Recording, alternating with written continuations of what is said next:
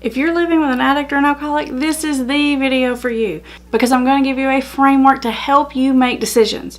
You know, those really difficult decisions that you always seem to be backed into the corner having to make. I know you know what I'm talking about. You know, those ones that make you feel like there's no good answer.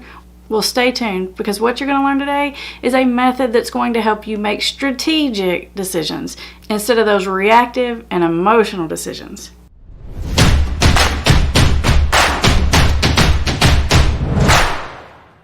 For those of you who don't know me, I'm Amber Hollingsworth, founder of Hope for Families Recovery Center, and you're watching Put the Shovel Down, the YouTube channel designed specifically to teach you the science and psychology of addiction so you can recover your loved one and get your life back on track. The strategies that I'm about to teach you are the exact strategies that we teach our clients and families every single day in our office. And once you get clarity on this topic, decision making, it won't be easier, but at least you'll have a formula or method from which to make those decisions. I think the best place to start is to take a look at these 3 concepts or terms, phrases, whatever you want to call them, that tend to get all mixed and jumbled up in our minds, and it's difficult to pull apart the pieces. Those 3 words are going to be, we're going to look at consequences versus punishment versus boundaries, because sometimes I think people use the word consequences when really it's punishment. People use the word consequences when it's really boundaries, and if you can understand the difference in what's happening here, you're gonna be able to make so much more logical decisions. But if you can understand the differences in these, it's going to be way easier to make logical decisions. So recently one of our YouTube fans left a comment, or I guess it's a question, in the comment section on a video previously. And basically she asked, what do you do when the plan got all messed up and now your grown child is going to be coming back home from rehab? And this was a parent who was clearly very stressed about the situation. And when I explored further, what I found out was, I said, well, why did the plan change, or what was the plan before? And what I learned about the situation was the person that's in addiction treatment, which is this person's child, adult child, mind you, had sort of broken a rule at their treatment center, and so they weren't on as advanced of a phase as they should have been. And so when their time was up, they weren't going to be able to go to this next level, like step down, and they were going to have to be released from there. So the parent was obviously very distressed. You know, I don't want to put my kid out on the street, but I don't want to let them come back home because I know it's just going to destroy my family. It just wreaks havoc. I've got another child in the house, and it's just a nightmare. So this is a really good example about those decisions that we as family members tend to get backed into the corner about all the time when you're dealing with an addict or an alcoholic. So when it comes to making this decision, the most important concept is why you're going to make the choice that you're going to make. So let's say that this parent decides that they do not want to let this child come home from treatment. Let's think about why they're going to make the decision not to let this child come home. If the parent makes the decision not to let the kid come home from treatment because it's just going to destroy the house, it's going to wreak havoc, it's going to cause everyone else a lot of anxiety and turmoil and fighting, then what you're doing is you're making that decision based on boundaries. Now let's get this clear, because most of the time when people hear boundaries, they think boundaries are the rules we put on other people. But that is so wrong. You really need to do that in reverse. Boundaries are the rules for yourself. So if you make the decision not to let your child come back into your home because it's going to destroy your family, that's boundaries for you and for your family. So that's making a decision based on boundaries.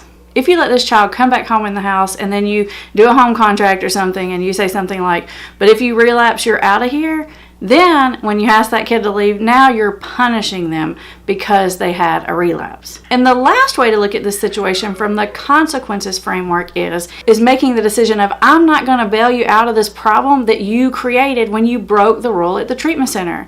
Because when the kid broke the rule at the treatment center, that opted them out of their next phase. And so if you run in and rescue this person, then you're not allowing the natural consequences. So can you see the difference in the thinking here? It's the consequence of what the person chose to do. You're just not intervening on it. Or you're making a decision based on your boundaries for this person, making a decision about, hey, I'm just not bringing that chaos back into the house. It's not because I'm mad at you. It's not because I want to punish you. It's just because we can't deal with it. And it's not even because I'm trying to control whether you use or don't use. It's literally for the family.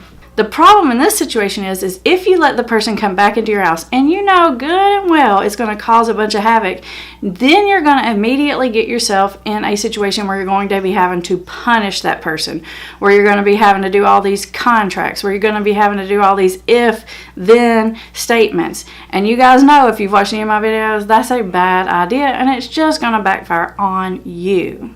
Okay, let's look at some things that might fall into the consequences category, just to give a little bit more clarity here.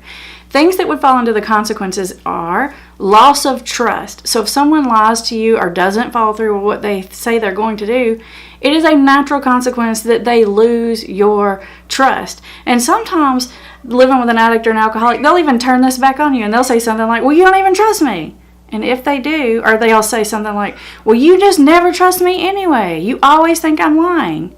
If they do that, then what I want you to understand is most of the time people get defensive and they want to be like, well, that's not true. But it is true. You don't trust them, and that's a consequence of the fact that they've lied to you or misled you or manipulated you for this whole time. So it's okay that you don't trust them. You shouldn't trust them because it's a consequence.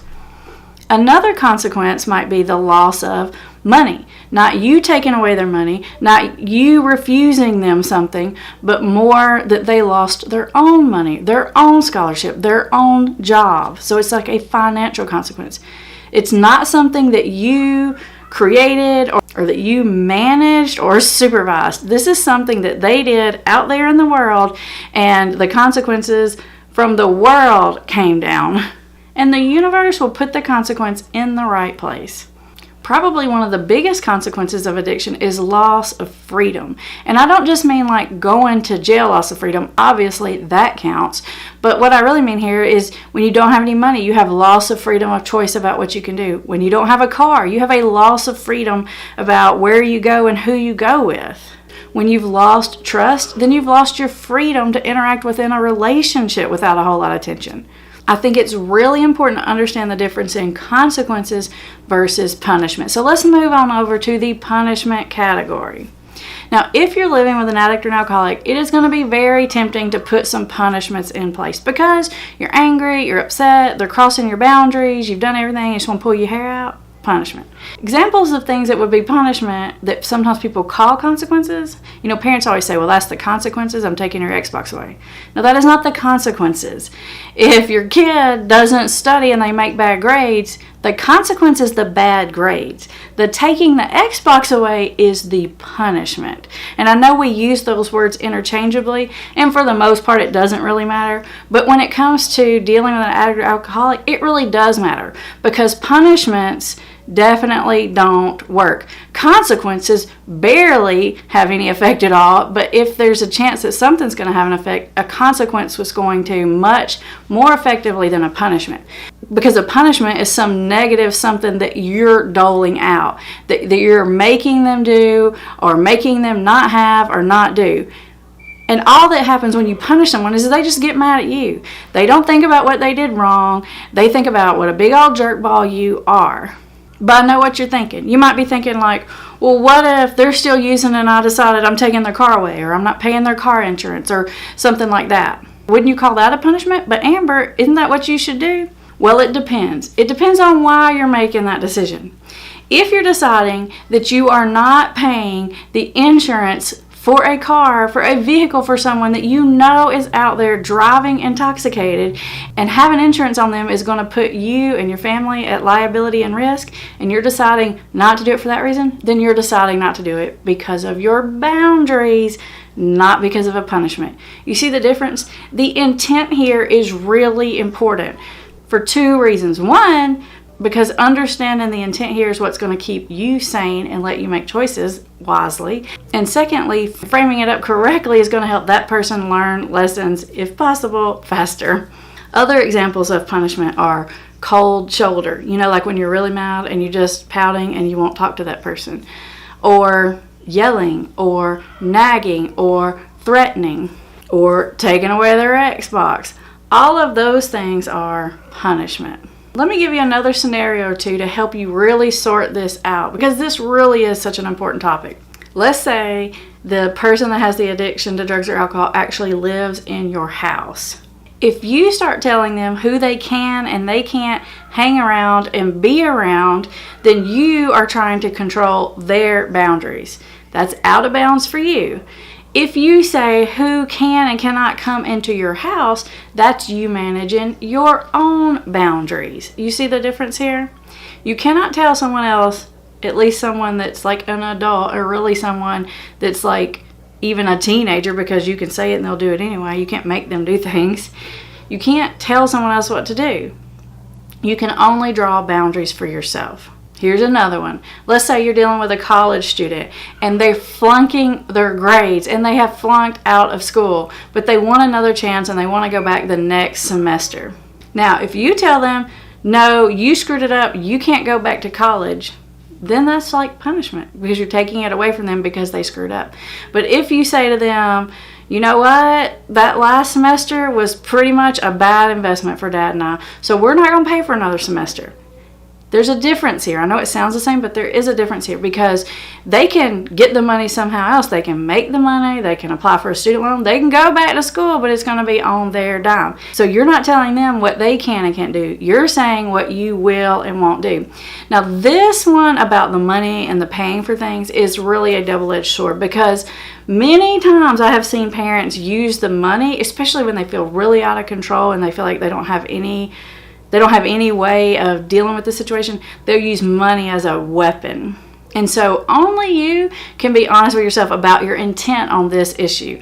Are you doing it to punish them? Are you doing it to control them? Or are you doing it because it's just a bad decision for you? Like choosing not to pay for another semester of college when you've already paid for a semester or two that have failed. That's just a financial decision. That's just a good boundary for yourself. Can you see the difference here? So the real key to this whole formula is you want to avoid punishment whenever possible because it's just ineffective. And not only is it ineffective, but it backfires and it makes things worse. You want to allow natural consequences whenever possible and appropriate. Okay, there is like a limit sometimes to the amount of consequences that you want to let happen, but it's a pretty far out there limit. If you want to know more about that, watch my video. The title on the video is How Far Should You Let Them Fall? Because it'll talk about where's the end of that rope on the consequences. But allowing those consequences is going to get their attention so much faster than anything that you can implement. And lastly, if you're going to set a rule, set it for your own sanity and the sanity of your family. Do not set it because you're trying to control them or make sure they do or don't use drugs. Setting rules about how many meetings someone goes to is control. Setting boundaries about the chaos that you will allow in your house or not in your house is boundary. I know you're thinking, Amber, this is pretty simple, but this is really muddy water here. And if you can get some good clarity on it, you're going to be able to make better decisions. For more information about this issue of having boundaries with someone that has an addiction problem. So I'm going to put the next video you need to watch right up here.